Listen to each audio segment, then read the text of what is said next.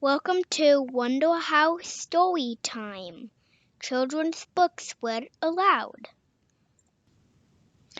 Goldilocks and the Three Bears, retold and illustrated by James Marshall. Once there was a little girl called Goldilocks. "What a sweet child," said someone new in town. "That's what you think," said a neighbor.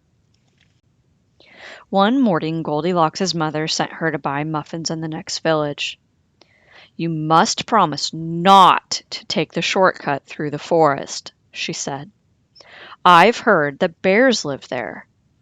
"I promise," said Goldilocks. But to tell you the truth, Goldilocks was one of those naughty little girls who do exactly as they please. Meanwhile, in a clearing deeper inside the forest, a charming house, all their own, a family of bears was sitting down to breakfast. "Patooey!" cried big old Papa Bear. "This porridge is scalding! I've burnt my tongue!"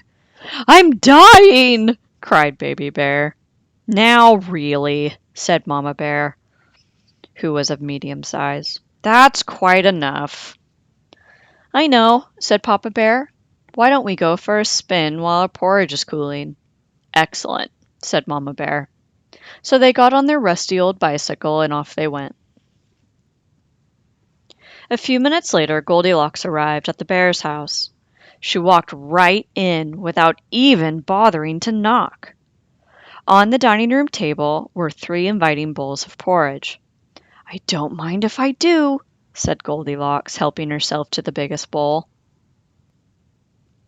But the porridge in the biggest bowl was much too hot. "Patooey!" cried Goldilocks, and she spat it out.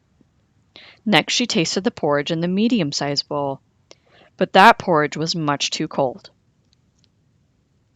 Then Goldilocks tasted the porridge in the little bowl, and it was just right, neither too hot nor too cold. In fact, she liked it so much that she gobbled it all up. Feeling full and satisfied, Goldilocks thought it would be great fun to have a look around. Right away she noticed a lot of coarse brown fur everywhere. "They must have kitties," she said. In the parlor there were 3 chairs. "I don't mind if I do," she said, climbing into the biggest one.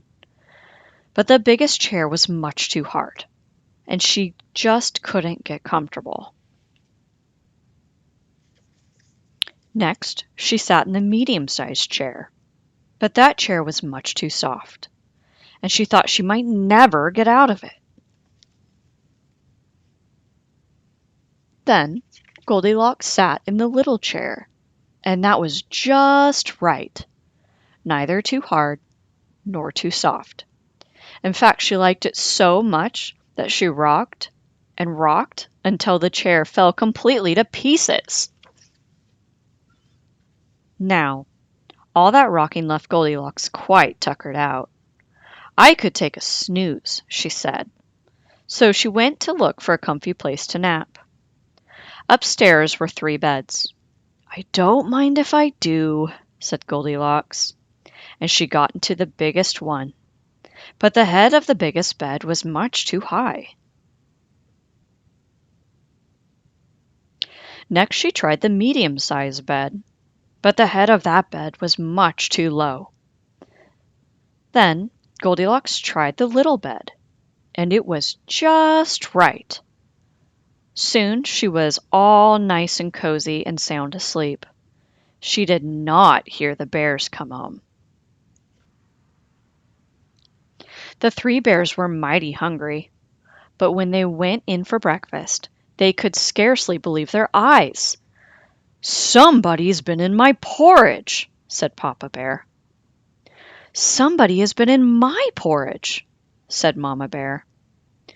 "Somebody's been in my porridge," said Baby Bear, "and eaten it all up."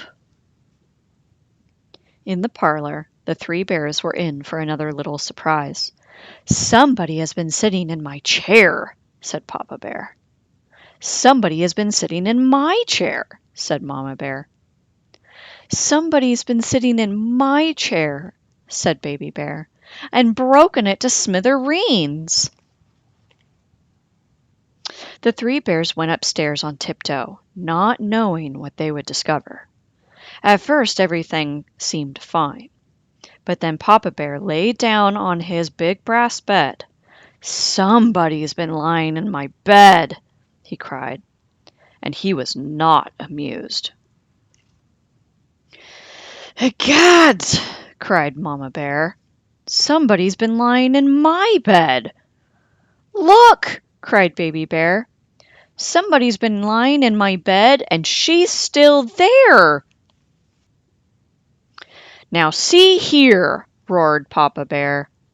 Goldilocks woke up with a start, and her eyes nearly popped out of her head.